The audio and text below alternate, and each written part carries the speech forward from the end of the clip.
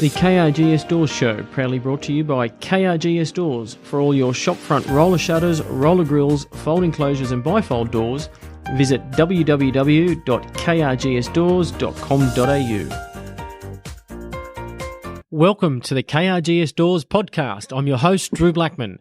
The aim of our podcast is to talk to cool people with cool stories, whether it be our suppliers, customers, staff, other business owners, or people from different walks of life, and get to know them a bit better. If you're interested in coming on, drop us a line or email, or connect with us via Facebook, and we can have a chat to see what we can do.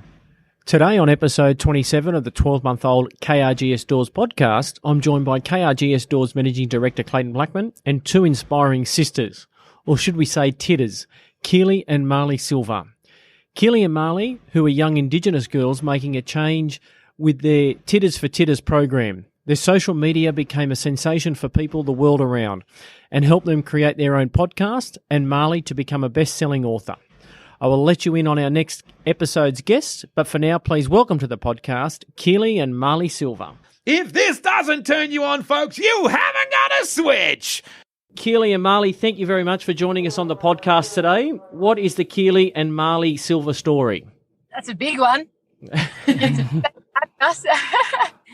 I guess our story is that we're a couple of Koori girls, Aboriginal girls who grew up in the Sutherland Shire on Darawal country. Our family comes from the Gamilaroi and Dunghutti tribes of northern New South Wales, and I guess we grew up just being so proud of who we are and being raised in a household where the best thing you could be in the world was to be an Aboriginal person, and through the leadership of our dad and the strength of both our parents, our mum and dad, I guess it sort of helped us emerge as people who, you know, were not only kind of successful in whatever we wanted to pursue, but also used our position of privilege and the platform that we've ended up with to give back to our community and build something like what we have with Titters for Titters, that is all about sharing the stories of our sisters. So, yeah, I guess that's a bit of a nutshell. I know Keely always says I go on for too long, so Keely, interject if you want. I was just going to say on the flip side, I guess behind that, I'm finishing this week my degree in physiotherapy. Marley's got well done, Keels. Thanks, very excited. And Marl's got a background in creative writing. She graduated with honours in distinction. She's a nerd. So, yeah, I'm also a touch football fanatic, which is how I know Clayton. And a very good player, might I add to that. Oh, no, I'm all right. Yeah, so I guess that's just the other side of us. Let's go back to what Marley said. So your parents are extremely supportive in everything you do. So your father is Rocket Rod Silver, former Rooster and Canterbury Bankstown legend, and he has a Aboriginal background. And obviously your mum, Deb, she's always been supportive to both of you girls. She often doesn't get a mention by name, so it's probably good, and she'll appreciate that. At least we'll have one listener that we've included, you reckon? Yeah. She'll be wrapped. You mentioned there before Titters for Titters. Tell us all about that. So it's something that, was born from the 2018 NAIDOC theme, which was Because of Her We Can, which saw our Aboriginal and Torres Strait Islander women and girls at the forefront of a lot of our discussions in the community. And that was really inspiring and probably, the first sort of thing we'd seen of its kind, just in the way that, I guess we were really at the centre. And Keely and I often talk about the fact that growing, and I think partly because of who Dad is and what he's done to us, most of the examples of Indigenous success and of Aboriginal role models on mainstream television even or just in our lives were always male athletes. And as much as, obviously Keely's a touchy, and I think both of us wanted to be rugby league players for a little while growing up, it's not, obviously what we are, and we knew that there were so many amazing stories of our women out there who they weren't being captured and they weren't being shown to the next generation. So that's why we started Titters for Titters. So Titter means sister, and it's about, supporting girls. And we just started by sharing it on social media and ended up with a podcast. And, I just recently published my first book, which also captures a lot of the same stories. And I think we sort of accidentally turned into a bit of a movement, which is pretty special. So we get to do amazing stuff. I was going to say, that's exactly what I was going to say. At the start, it was supposed to kind of just be like a fun little side project. And, Marley was like, we're going to do this. And it was, we were just talking to people we knew really well at first and just saying, like, you have a really cool story and you've done really cool things. We're going to share that and continue to celebrate that. And then it just grew like crazy. And then it was within that first, 10 to 12 months, we had hit 50,000 followers, I think it was. So it was just going to be like a hobby type thing for you, and then all of a sudden it just snowballed and just grew and grew and grew. Yeah. To what it is today.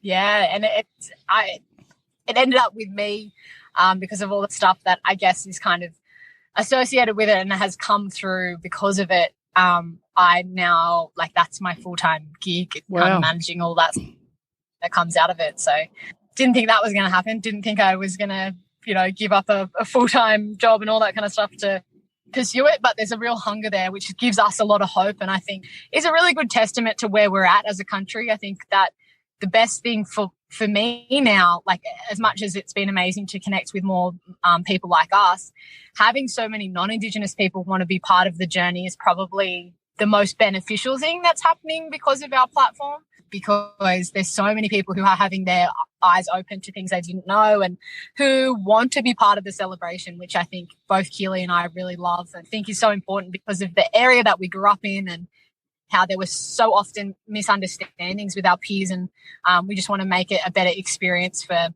particularly young girls like us. So, Marley, are you trying to grow this through local government, state government, federal government? You're sort of talking to all these different lines to try and promote it and make it as big as possible?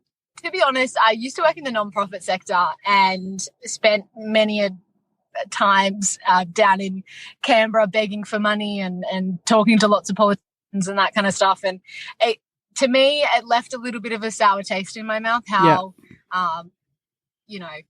things can move so slowly in terms of with government. So we've, unintentionally fallen into the lap of a few representatives who kind of are champions of us now and like what we do. But, it's, for me, it's much more attractive to have connections with more corporate Australia. We've got a few brands that we've done some stuff with, and I think especially everything that's happened in 2020, there's a lot more businesses who kind of are suddenly very aware of the state of race relations in Australia and really want to do a lot more, which again helped with our growth and also connected us to a lot more people. So it's interesting. There's lots of different opportunities and really cool things we've been able to do. So it's exciting to be able to do some of the stuff we've done. Probably the best thing, and I think Keely would probably agree with me, that we've done this year that I guess is a little bit more on that government side is we ran a couple of programs with a juvenile detention centre out in southwest Sydney, done a bit of stuff with that, I guess, Department of Justice there with the kids there who are locked up, and that was really, really incredible. And I think we want to continue to build a bit of a relationship with them and particularly try and help out young people who end up in the justice system. So that was really cool, and we're always just jumping on opportunities like that. We love the young people there. They're just so passionate, and we got to do a lot of artwork with them and helping them figure out like who are role models to look up to and that sort of stuff. Yeah, it's good. You might be able to work with if that's the tip of the iceberg, you might be able to work with a couple of more of those opportunities. When starting Titters for Titters, what was the biggest challenges that you faced? I feel like one of the biggest challenges, and it's kind of a continuing learning curve for us, is, learning to manage social media and to build a platform that people want to actually look at. I think, there was a lot of like technical behind the scenes things that I didn't really know. And Marley was like, no, we need to fix this, like just even like how you present stuff. And then going from there, like probably a lot of lessons with cyberbullying. We copped a bit of stuff in the last few months, and being in such a big social media platform, that was a massive learning curve for us. But I think, now looking at it and now that it's passed over, I feel like we've grown already, and now we know how to deal with things differently. And, I feel like that was probably two of the challenges I found. Because Keely, you are a massive fan of social media. I love it. Keely, I'd love to see the hours. You know how you can see your hours of Yes. screen time? Keely's, that would be very hard to think. Yeah. So, Yeah, I think it's attached to. I've actually seen her on the touch football field with her phone with social media. That's how That's how. You know what? That's how addicted she is to it. Touch footy is the only thing that prioritises over everything else. So, But I've seen you come off at half time just to check your socials too. You know what I mean? Like in that short period of time, just because you are. the 30 seconds. You are a social media fanatic. that's why they got you to do the takeovers of Touch Football Australia's Instagram, Keely. Surely. You mentioned there social bullying, which is quite rampant in today's day and age. Was it something that you seeked outside advice from or handled it internally? It was really intense, and I think we were at first very internal facing, kind of looking after ourselves and particularly our mental health, because there were a lot of personal attacks on us. Unfortunately, a lot of it was targeted at Keely, which was really awful for me as a big sister to watch, and just looking after ourselves and kind of remembering what's real life and what isn't was really important to begin with.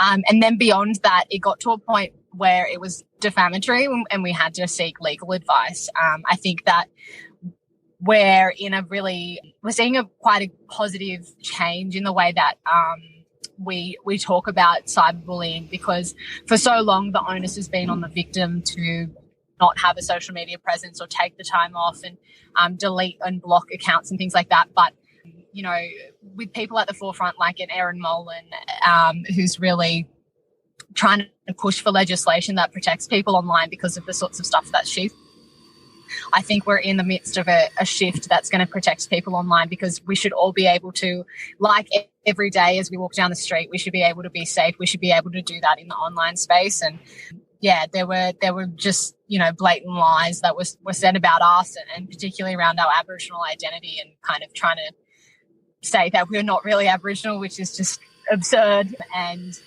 that point, it did have to, I didn't want it to get to a point where we had to get quite serious about it with a lawyer, but because it is my business, like, I mean, as much as, you know, obviously Keely is very much involved, but she has another career and, you know, is more of my right-hand gal, whereas for me, it's my bread and butter. So it had to come to a point where to stop it and to be able to go back to working, I had to do that. So it's so hectic. And I think before it happened to us, I probably didn't take it that seriously. And you kind of think it's something that happens to high school kids. Yeah. But it's really terrible. And now I've had so many conversations with people where people's businesses have been ruined because one person has a problem with the owner and will write, you know, lies on their Facebook reviews, and no one turns up at their restaurant. And there's things like that, which is just like so insane. People just don't realize the impact that you can say something, you know, behind a keyboard and you feel like it's not real, but it has real life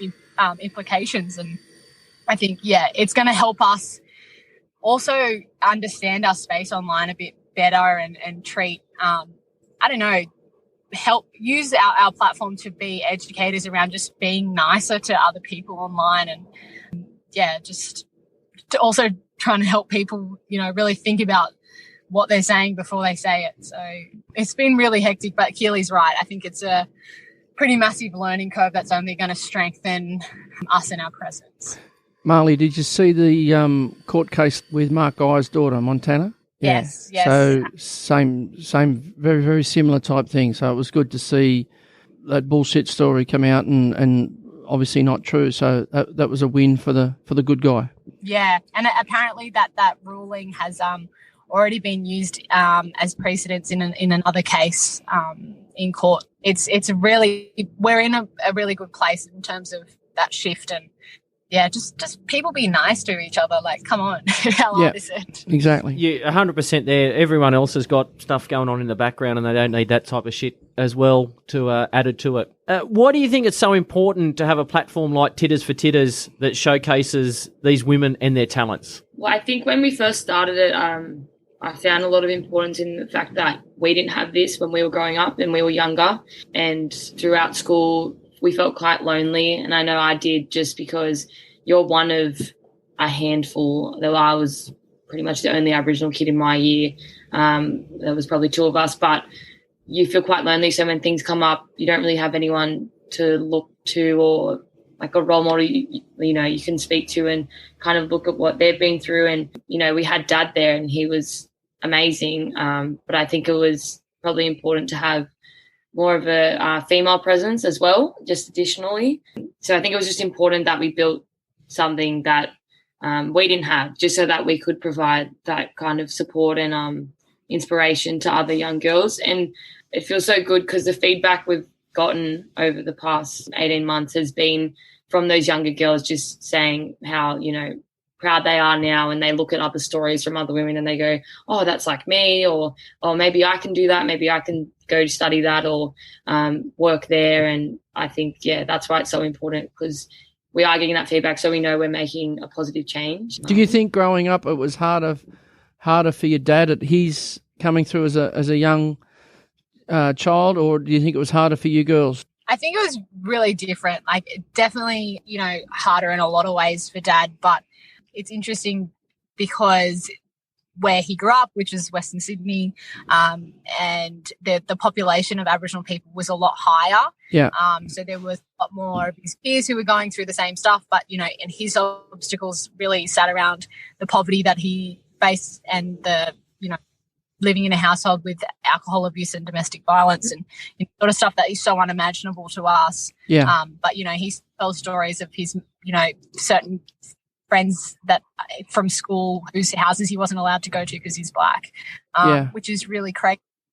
But for us, when we think about that sort of stuff that Dad went through, it kind of feels like it's not even comparable. But we were just very much put on the outer at school, and the things that were really difficult for us, and I think that broke both Mum and Dad's hearts, was to even just watch us go through it, because they just expected that things had really changed and we weren't going to face that stuff. But there was just a lot of pressure put on us to, as the kind of, one of very few identifying kids, to act as, the spokesperson of Aboriginal Australia, but also be, the punching bag for a lot of stereotypes and jokes. And, in year 7 was when Kevin Rudd was the Kevin Rudd sorry speech, so 2008. And then I finished school in 2013, and that was when Adam Goods saga was really at the top of the media. So there was all these external pressures, and that really were,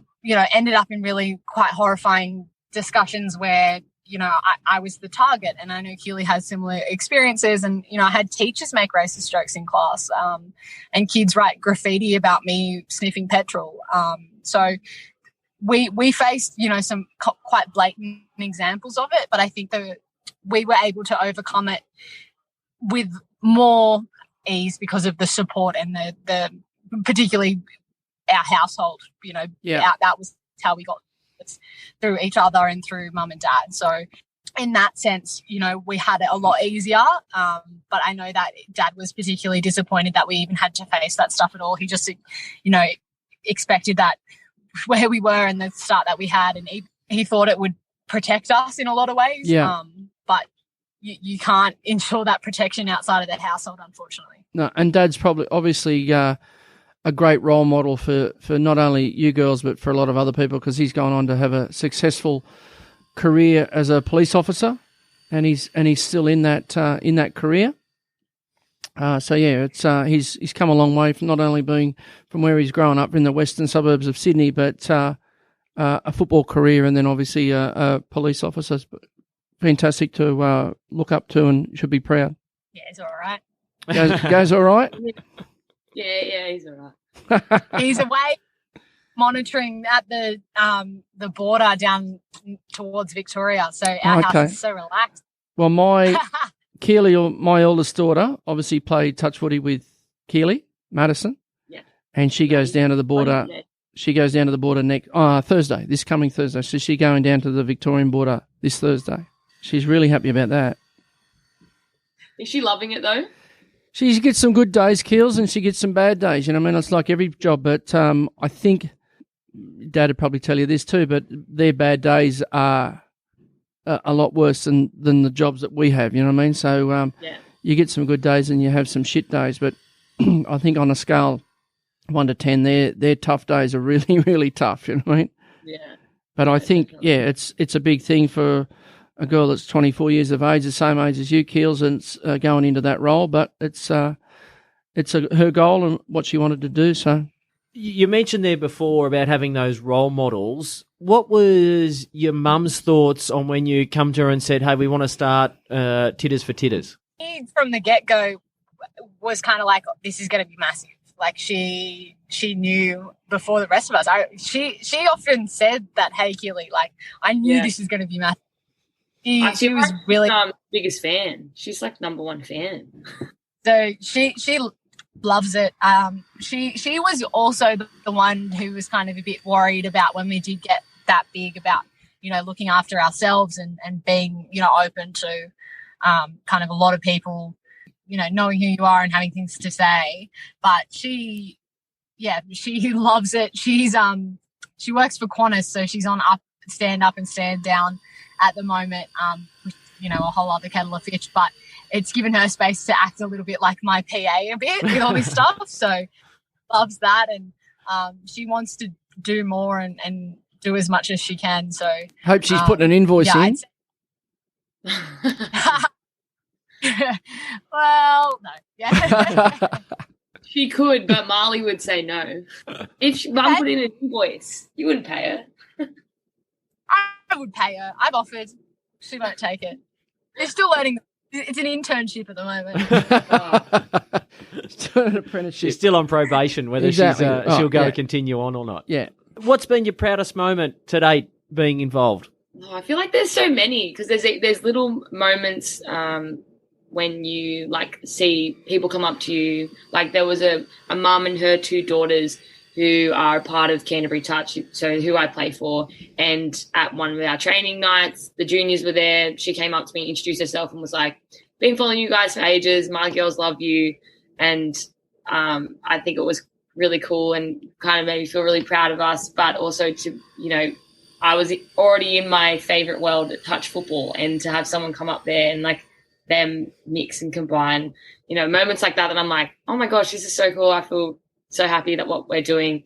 And then there's the big moments like when Marley publishes a book like based around what we've done, and then you're like, oh my gosh, this is crazy. You never think that, like, I never thought I would know someone who wrote a book that's like actually in schools. Like, I don't know, it's crazy. So then there's things like that. So there's 2 different sides to it for me. It's the real personable interactions with people who we've written stories about or just spoken to in public, but then there's the other side of things. I'm guessing, Marley, yours is the book. Yeah, that's pretty hard to beat. If you'd asked me as a teenager what my life goal was, it's always been the same, is to write a book. I'm a writer first and foremost, and to be able to do that and to do it on the subject matter that I did and write about my grandmother and my great-grandmother and you know, also all these amazing Aboriginal women that I've been able to know is, you know, better than my wildest dreams. I think I'd also throw in there that, you know, last year we were finalists in the Young Person's Human Rights Medal for the Australian Human Rights Commission. Keely's just looked to the side to the certificate that's up on my wall. There. I'm like, oh yeah. You know, I'm really proud of the podcast. It's a great space. Keely's being taught how to be the producer of it, which is great. And just being able to connect with a lot of people that I think that we've been able to do such incredible stuff. We were in Marie Claire magazine at the beginning of the year, you know, alongside some incredible Aboriginal leaders and getting to meet so many of them and learn from them and just getting to do this as a full-time gig is pretty pretty gnarly. But I would have to agree. The best bits are when you have, little girls who remind you of yourself come up to you. At the Indigenous All-Stars game on the Gold Coast at the beginning of the year, I had a group of girls come up to me, and they were at a youth leadership conference that runs in conjunction with the game, that I actually was on the first one of those at 15. So, 10 years ago, I was literally them in the same conference. And they came up to me at the game and kind of asked me if I was Marley from Titters for Titters, and, talked about how much they love the page and asked for a photo with me. And then they left, and I just burst into tears because it was a real full circle moment for, that's who we do it for, is we often think about ourselves, our younger selves, and what we wanted at that time. So to have that kind of reaffirmed in the way that it was, I lost it. It was, one of those things where it's so surreal and incredible in a lot of ways. And it was all of it was so unintentional, I think, which is the thing that freaks us out quite often, because it was this is an accident. We just started something, and who would have thought? You did mention your book there, which is My Tit and My Sister, Stories of Strength and Resilience from Australia's First Women. It's actually funny, when we were organising for you girls to come on the podcast, we spoke to Keely and sent some emails and that type of thing. And that afternoon in my letterbox, I got the Booktopia catalogue, and I'm flicking through it and went, oh, there's Marley's book, and you're beside Andy Griffith and Kate McClymont and all these other authors. That must be sort of a surreal moment, not only getting sales, but seeing yourself in a catalogue like that. Oh, big time. It's so bizarre to me. When I first held the book in my hands, I was like, wow, this is so phenomenal. But I think it will always feel like it's just something, it's a bit of a dream or something, and there aren't other people in the world reading it. But I get tagged in Instagram stories every single day of a new person reading the book, and I get photos sent to me all the time. They're like, just finished the book. Oh, reading the first chapter. And I'm like, yeah. Walking into one of the freakiest things is walking into a bookstore or walking into Kmart. I love that it's in Kmart, because Kmart's the best. And walk there, and I'm like, literally, there's so many people who can see it and pick it up. And especially to kind of be alongside a lot of authors and I've been included in lists alongside some of the writers who inspired me to want to be an author, and that was really, really surreal. And it just so amazing, and I'm really, really proud of it. So it's good going into Big W and you're in the top 10 list of booksellers or something like that. Very crazy. If I walk in there with Mum, she'll often pick it up and pretend that she doesn't know me and be like, wow, what a beautiful book. Everyone should buy this book. Wow. It's very embarrassing. What about when she asked you for an autographed copy? She made me come to coffee with her the other week to meet her friend to sign her copy of the book. Oh, how good's that? That's a proud mum. Yeah, I had a friend's mum message me the other day saying, oh, do you reckon Marley will sign the book so I can give it to her for Christmas? And I'm like, yes, just come over. It's fine. So, Marley, 2 questions, and Keely, 1 question. Marley, how long did the first book take? Second question is, when's the next book? And Keely, when's your first book coming out? Oh. Well, I've been saying that my book was like a book pregnancy because it took 9 months. Yeah. I don't know when the next one. There was definitely as soon as it came out, I kind of got this burst of energy, I need to write the second one now. But that kind of fizzled a little bit because after you do all the media and everything, it's a bit exhausting. But I think I want to write Dad's story next. Oh, that'll be good. So that would be really awesome. Yeah, I'd love to do that, and I think that Dad's really keen for me to do it as well. So, when I've got a bit of time on my hands, might start doing that one. But yeah, what about you, Keels? When's your book coming? I definitely don't have the creative writing stuff down pat, but I think the only time I'll get a debut is if Marley does a children's book, because I do quite a bit of art. So the only time I would get a start would be if I did. You could do the pictures. You could do the picture book. Picture book. Yeah. I think you could kids book, Keely. I reckon you could even write something there. So maybe. We could get a whole library.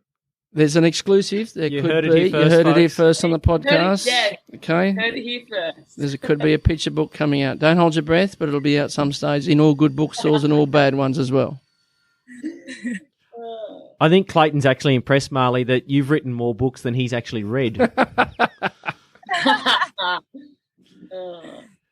Where do you see Titters for Titters in the future? I think this is a question that we've been asked a lot, and still one we don't really know how to answer. We want Marley will give you the specifics, but we're learning and realizing that it is a business and we have to take it in that direction. But we did a couple of school visits, but we'd love to be able to do more of that and the interactive stuff like we did with the juvenile centre, like being there in person and speaking to lots of young people and just being present. So, yeah, I guess in the future, in the next year or two, we'll be doing more of that stuff. But business side of things, Miles, I know that we've spoken about like the website and stuff. Yeah, so eventually we're going to have like a website, and I won a grant to produce a video series, and I think I'm actually, after we finish on this chat, going to a meeting to potentially partner with a mental health youth charity to develop that series that will help with that kind of stuff, and just having more practical resources that can be used in schools and help our young people. And we've done some work with some other charities specifically in the area of mental health, and I think that's something that really impacts all the people that we do stuff with, and I really think there's space there for us to potentially have like Keely said, more presence in schools and help with that resilience building and through storytelling and that sort of stuff. And aside from that, I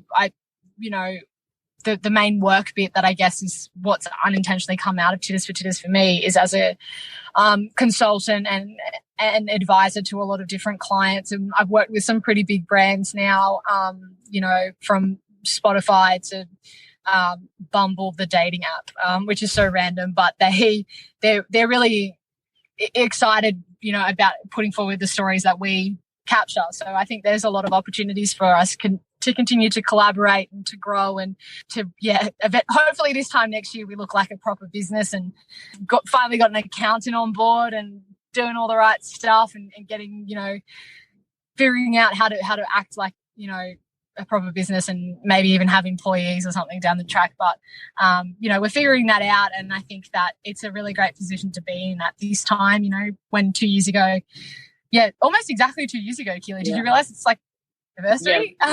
Nearly to the day. Wow. Yeah. So this is not where we thought we'd be at all. So it's exciting. Good work.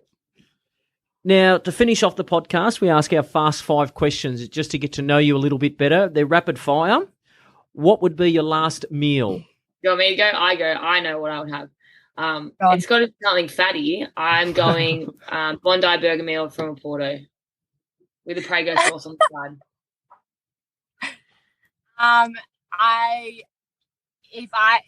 I love Mexican food, so it has to be a massive nacho. No, very good. I could go both of them, actually. Your drink of choice? I know Keely's one. What's mine? Tell me. Anything. Yeah, anything. Anything. Anything with an alcohol content. Correct. Yeah. Is that going to be your answer, Keely? Well, no. Look, probably strawberry daiquiri. I'm so boring. I'm such a vodka lime Marley, soda. it's rapid questions. You just got to go. Sorry. Vodka lime soda, which is really boring. I'm sorry. So boring. You're so boring. Who is your favourite superhero and why? My favourite superhero has always been Spider-Man, and I think it was just because I thought he was really cool because he could shoot webs out of his hands and could go across the city. I just thought he was really cool. And I love his what do you can't call it a cape. He's just his costume, his outfit. Really cool. My favourite is Black Panther. What is your favourite movie quote? I feel like we're going to pick the same movie here. Definitely have to remember the Titans. Yeah, and my favourite quote is probably, and it's not very inspirational or very nice, but it's like, Water is for washing the blood out of your uniform. We will do up down. But blue is no longer thirsty. I love that scene. Yeah, I was just going to say when they said left side, strong side. You've obviously watched that movie a few times, girls. Oh, yeah. You have- Yeah, too many. And if heaven does exist, what would God say when you arrive at the pearly gates? They'd probably say the dog section's over here because that's where I'd be going straight away. See all the puppies. I think he'd probably say to me, oh, look, now you can finally take a break. For all your hard work. Yeah. Just one final rapid fire question. I guess this is just for Keely. Keely, how many pairs of runners do you have? I don't know if you want me to answer that. Just approximately, because I know you're a fanatic when it comes to buying runners. Probably, I'm probably being kind to myself, 30 plus. Wow. 30 plus, wow. It disturbs me how often she goes out. We had shoes rock up in a package on Thursday last week, and the Friday she went to Newtown to this specific shoes shop to buy these other shoes. And they're all sneakers, every single one of them. And she I can, can't help it. I have an issue. and she can only wear one pair at a time too, Marley. Exactly. I need to grow some more feet. Girls, really appreciate your time today. I know, Marley, you're busy and got a full-on day today, but I really appreciate you putting time aside for us to come on the podcast and tell us about the cause that you've got and obviously the story that you've got. You're both such young and got such a bright future, and I hope this is very successful for you. Marley, well done on the first book. Keely, good luck on the first book. Marley, can't wait to. I think you're on winner there on the second book. But yeah, girls, keep up the tremendous work you're doing there for the Indigenous young ladies and the Indigenous tribes around the place. Well done, and I know Mum and Dad would be extremely proud of what you're doing.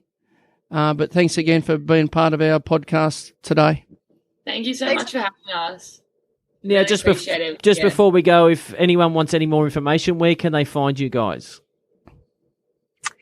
We're on the gram, on Instagram. Our Titters for Titters page is currently down at the moment because we're doing all this planning around, I guess, us as a business. But our other page is Always Our Stories, which is the name of the podcast. You can go on there and see all the stuff that's been going on and listen to a few episodes and get in touch if you want. We'll put all those links into our show notes and go out and buy Marley's book, My Titters, My Sister, Stories of Strength and Resilience from Australia's First Women. And girls, you should be extremely proud of what you have achieved in such a short time. And the future looks fantastic. Thank you again. Thank you so much. That wraps up the 27th episode and our chat with Keely and Marley Silver from Titters for Titters. For more information on Keely and Marley, you can search their podcasts, Titters for Titters, or Always Was, Always Will Be Our Stories. They've also recently just released another podcast, Chicks and Balls, a sports podcast by women about more than women's sports. You can also find Marley's book, My Titter, My Sister, in all good bookstores and online. If you've missed any previous episodes of the KRGS Doors podcast, you can download them from our website, www.krgsdoors.com.au/podcasts, or on your favourite podcast player, search KRGS Doors. Don't forget to hit the subscribe button to ensure you don't miss any future episodes. This also boosts our ranking and my ego. The other thing I suggest, if you have enjoyed the podcast, visit your favourite podcast player and leave a review or a rating. On our next episode, we speak to Michael Casablanca. Michael is the CEO and Managing Director of Woodlands Shopfitting. Starting in early 1980s, Woodlands Shopfitting is a leading interior fit-out company, building retail, hospitality and office spaces that enables their customers to create exceptional customer experiences, best showcasing their products and maximising their sales. Woodlands Shopfitting's passion is to bring their customers' vision and brand to life. In fact, it is also their mission. Michael's entire career has been spent in the shop fitting industry, where he started as an apprentice and is now the CEO and Managing Director of the business. I've been your host, Drew Blackman, and you've been fantastic for tuning in today. As always, you could be anywhere in the world, but you're here with us. Thanks. Till next time. The KRGS Doors Show, proudly brought to you by KRGS Doors. For all your shopfront roller shutters, roller grills, folding closures and bifold doors, visit www.krgsdoors.com.au.